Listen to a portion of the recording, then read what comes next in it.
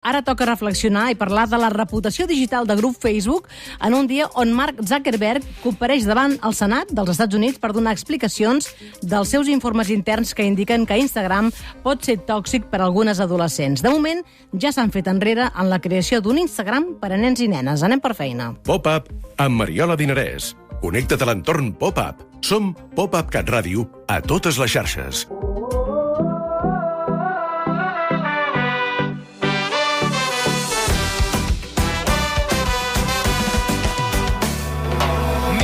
Com la nit avui s'encén i el crit de la nostra gent, una sola veu que esclata. Mira com fas veure que no em sents i com si no hi hagués després, balles perdent la mirada. Amunt! Digue'm si vas trobar la teva sort, digue'm que et vas guardar tots els records. No t'aturis quan no puguis més, no et rendeixis quan no puguis més. Digue'm que no hem canviat, que seguim endavant, que aquesta lluita tindrà un gran final. Hem vingut a tombar les fronteres per anar més enllà. Caminem lluny. Ahir a la tarda, mentre les xarxes de Zuckerberg s'apagaven, el president Puigdemont penjava una llista a Spotify. La Sasser Playlist inclou cançons de AC/DC, Scorpions, U2, Miki Núñez o aquesta de Doctor Prats. Els dimarts sempre som de xarxes, però els dimarts especialment convidem a gent especialitzada en xarxes socials. Volem fer tallers, tutorials perquè traieu el màxim partit dels vostres aparells. Avui un nou tutorial de l'Albert Vico. Ell és periodista especialitzat en comunicació, estratègia digital i ens visita els dimarts portant avui els tallers i tutorials de xarxes socials, l'aplicació de la vida, no? Pues sí, és bonic el nom, eh? Doncs avui, perfecte que hagis vingut aquí, perquè tinc unes ganes de reflexionar sobre això que va passar ahir a la tarda amb gent que està vivint cada dia de les xarxes, que tu, d'altra banda, estàs preparant una moguda amb Operació Triunfo. Bastant grossa. Avança una miqueta. Bastant grossa. Estem preparant una marató de 24 hores de contingut en directe, és a dir, un stream amb els concursants de totes les edicions d'Operació Triunfo. Això vol dir que passaran per allà més de 180 concursants, evidentment, i professors i persones que han estat vinculades al programa. Per tant, és una cosa... Tenim molta feina i ahir no ens anava bé que s'aturessin les xarxes, per entendre'ns, perquè estàvem generant contingut i contingut. Escolta, clar, i vas pensar, dic, i si això passa el dia que fem les 24 hores? Doncs, com a mínim, tenim una excusa per si no va bé. Saps què vull dir? No, clar, però és que s'han fet molts memes, ara els repassarem, i moltes bromes, però no és cap broma. O sigui, 6 hores sense WhatsApp, sense Instagram i sense Facebook.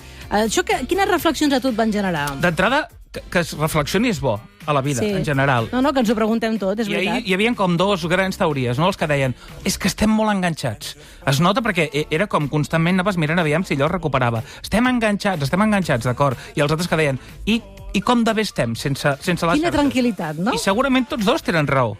Que estem molt enganxats i que s'està molt bé també sense xarxes, però també estem enganxats a l'aigua calenta o a l'electricitat, oi? Que la trobaríem a faltar quan se'n va la llum a casa i al final el dia més d'ells. Doncs reflexionar està bé.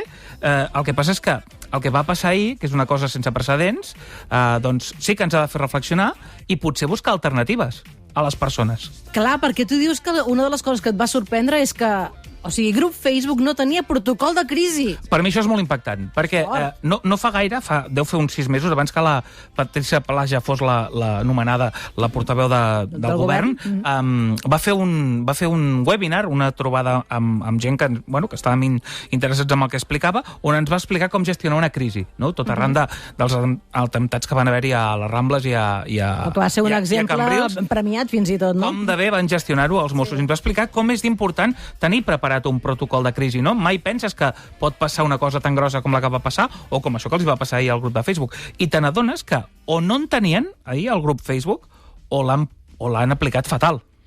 És que estan acostumats a no comunicar i quedar-se tan amples, i és que això no pot ser. El tema és que van trigar molt a parlar. Això és molt sospitós. Sí. La segona cosa és que no han sigut, perquè han passat ja gairebé 16 hores, 18 hores, i encara no sabem ben bé què ha passat. No estan sent transparents. I per mi el més greu és que van haver d'utilitzar la competència per comunicar. Clar.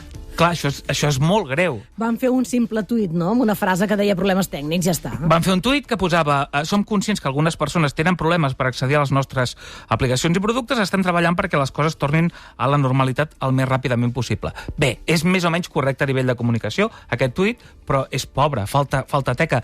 I ahir a les 12 de la nit, quan ja la cosa semblava que es recuperava, diu: a l'enorme comunitat de persones i empreses de tot el món que depenen de nosaltres, ho sentim. Home, clar que ho sentiu. Hem estat treballant molt per restablir l'accés a les nostres aplicacions i serveis i ens complau informar que tornaran a estar en línia ara. Gràcies per ser amb nosaltres.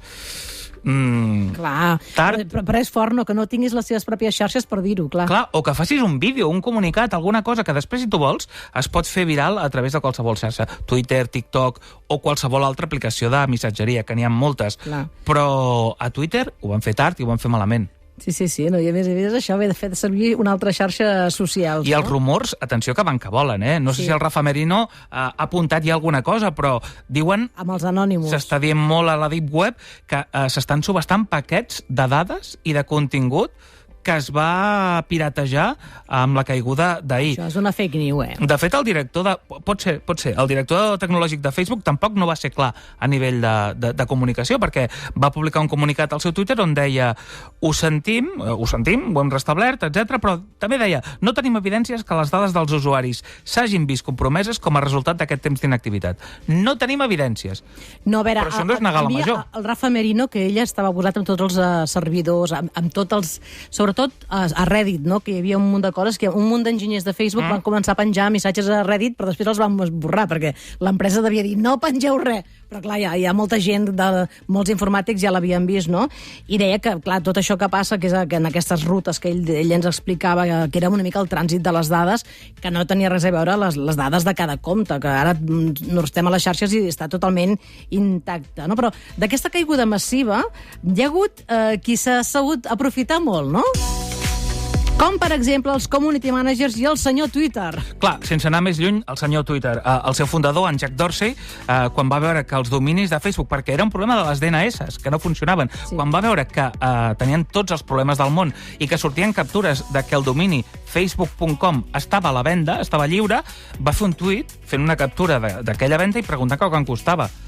Aviam si ell les comprava. Clar, no deixava de enfotre-se'n una mica del drama que estaven vivint el grup de Facebook, perquè, clar, evidentment, tothom a les xarxes buscava respostes de per què havia caigut i no ho podien buscar ni a WhatsApp, ni a Instagram, ni a Facebook, on ho buscaven? A Twitter. També us diré que la broma gairebé els hi surt cara a Twitter, perquè tanta gent vam anar ahir a Twitter per veure què passava, que es va sobrecarregar els servidors i també en alguns punts van haver-hi fallides a Twitter. Vull dir que la cosa tampoc no t'enriquis molt dels altres, que potser al final pilles. Sí, no, i llavors també altres se'n van reaccionar, per exemple, a Telegram, no? També molta gent.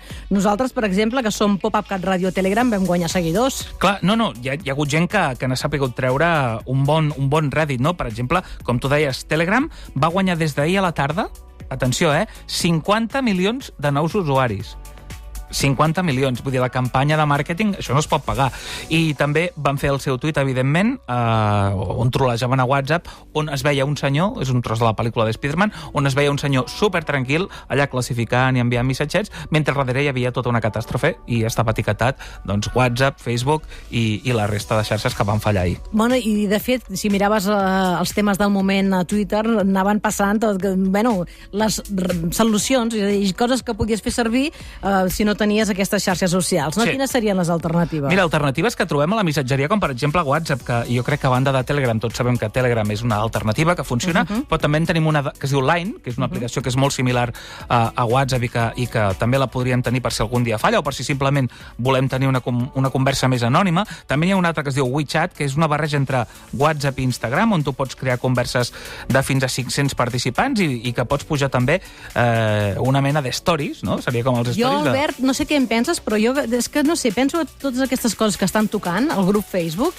Com que ja fa temps que volen fer el WeChat, volen ajuntar-les totes i fer una macroxarxa, jo crec que deuen estar aquí maquinant coses perquè un dia ens despertem i estiguin totes juntes i de cop no hi haurà ni Facebook ni Instagram, o sigui, tot serà el mateix. Serà tot un amb la cara del Mark Zuckerberg. Sí, és total. I després en tenim un altre que és el Signal, que és un WhatsApp però que és molt més segur, és d'aquells que, com passava a l'època, no sé si tu ho veies, a l'Inspector Gadget, que els missatges s'autodestruïen, doncs el Signal, quan tu envies un missatge... Jo al principi que n'explicava que era una història deia sempre, rotllo Gadget, que 24 hores i desapareix. I també tenim els Hangouts de Google, que és com un Messenger que està connectat amb totes les aplicacions de Google i que et serveix per connectar com a alternativa a WhatsApp. Veiem que el WhatsApp el seguirem fent servir, és així, però que hi ha alternatives. I també va fer molta gràcia altres que s'han aprofitat de la caiguda, que eren els community managers graciosos, no? Que sempre enginyosos. És que també ens estem potser passant, no?, amb aquest tema. Jo crec que aquí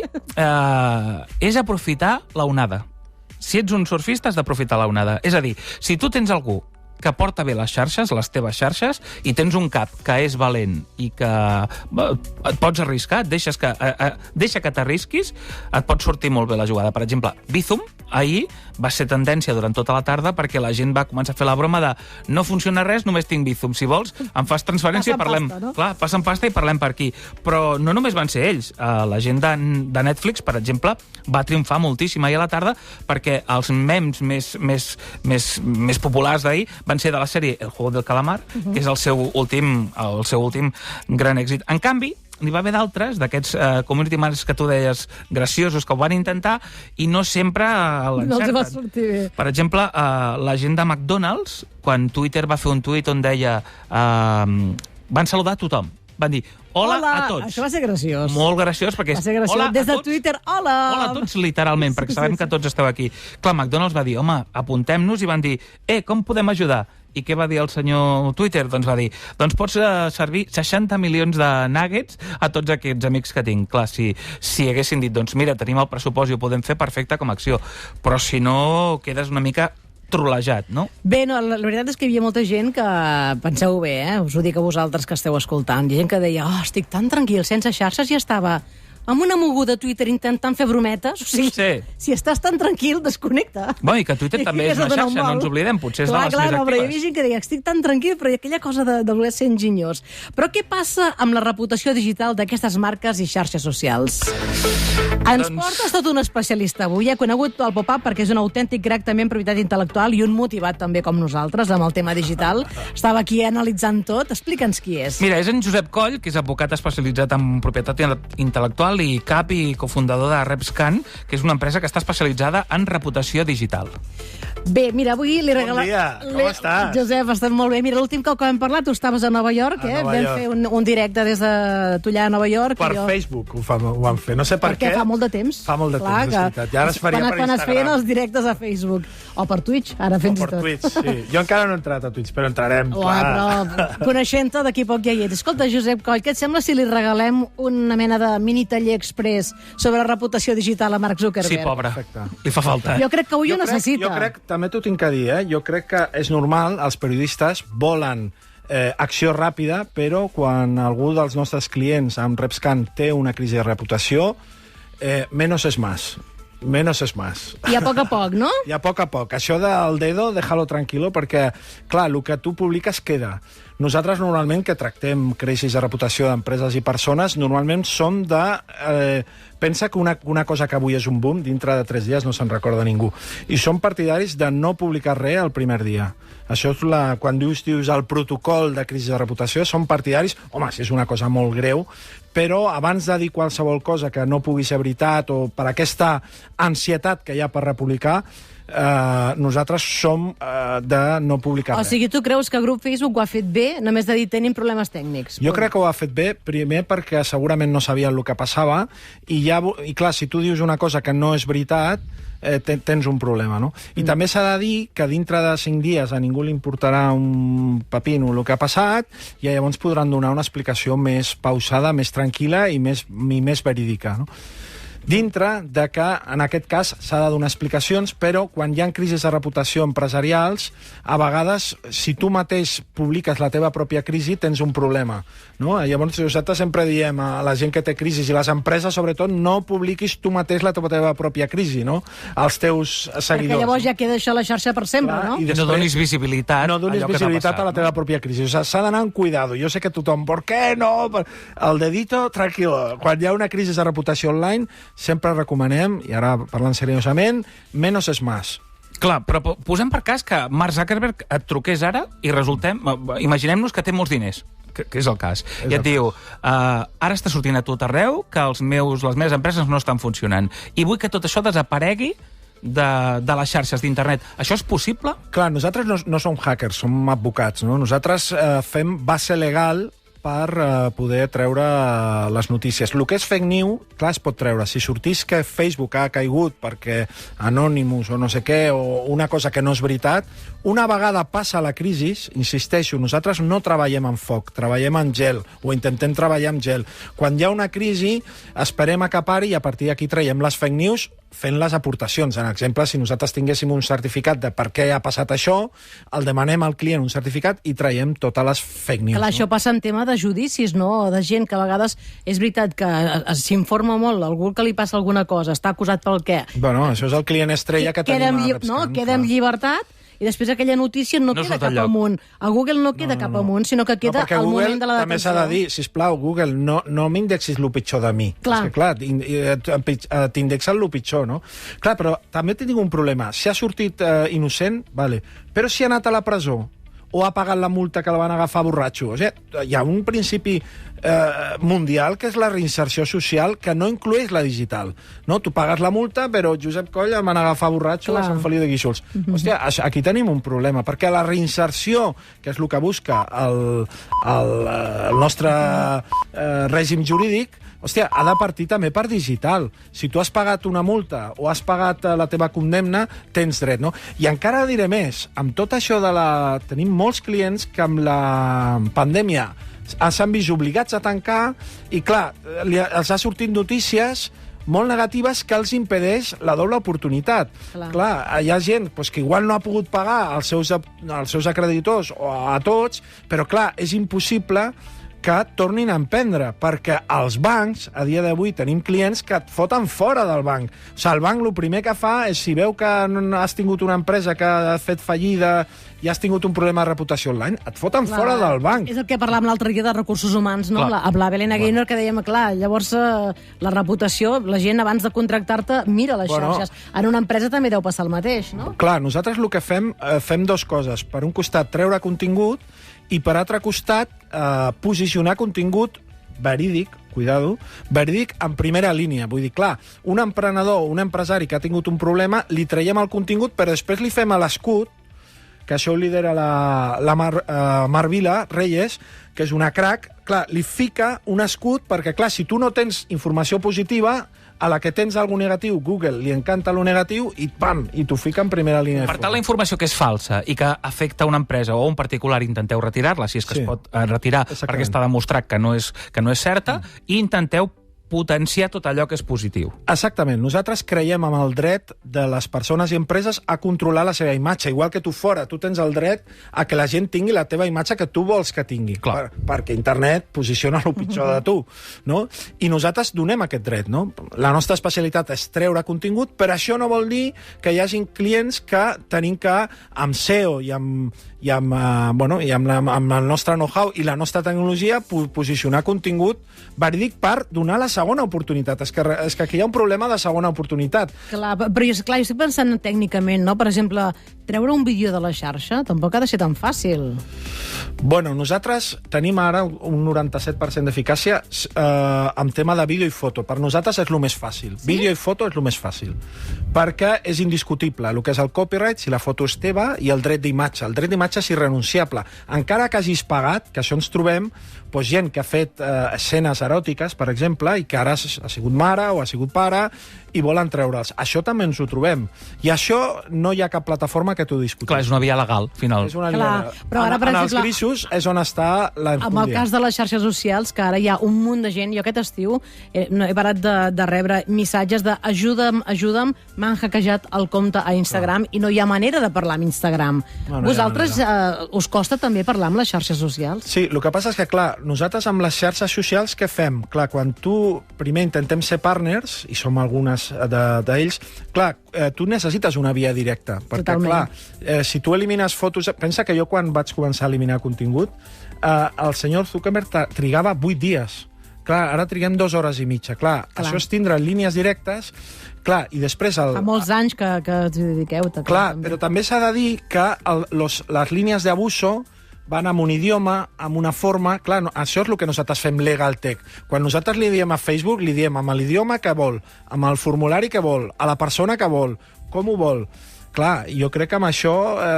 No, per això són necessaris especialistes realment, no? Que facin aquestes coses i que tinguin aquesta línia directa. És un perfil, crec que totalment nou i adaptat al tipus de societat que tenim ara, no? Ara hi ha delictes digitals, per tant, calen persones que controlin el digital i que controlin aquesta reputació digital. I la meva pregunta és, quin tipus de clients teniu? Són grans empreses o teniu gent famosa carregada de quartos que s'ho pot pagar? Perquè això no deu ser econòmic. Doncs mira, precisament, la Legal Tech el que fa és automatitzar amb tecnologia, abaratir, democratitzar. Nosaltres estem amb 95 euros una foto i un vídeo, i estem amb una fake news entre 225 i 514, depenent si és un mitjà de comunicació. Clar, entre més tecnologia tens, més fàcil, més barat ho pots fer, no? I aquest és una mica el nostre objectiu. Nosaltres treballem amb gent d'Estats Units, de Mèxic... Perquè ho feu amb programari, no? Ho feu amb software, no? Clar, no? fem amb software, clar. De tal manera que nosaltres, quan ja tenim que requerir una foto teva a Instagram, nosaltres ho fem automàticament, ho fem amb tecnologia. O sigui, ja preparem tot... No. Que aquí està la gràcia de la Legal Tech. Clar, no és un advocat que se lo mira, que ho llegeix... No, tot això va automàtic. Advocats posats al dia, clar. Jo pensava que seria molt més car, perquè tu imagina't que... No que siguis Facebook i Mark Zuckerberg, no. Que tinguis un exnòvio o una exnòvia amb la qual has acabat malament i vols que allò desaparegui. Doncs escolta, 95 euros per fer desaparèixer una foto tampoc no està malament.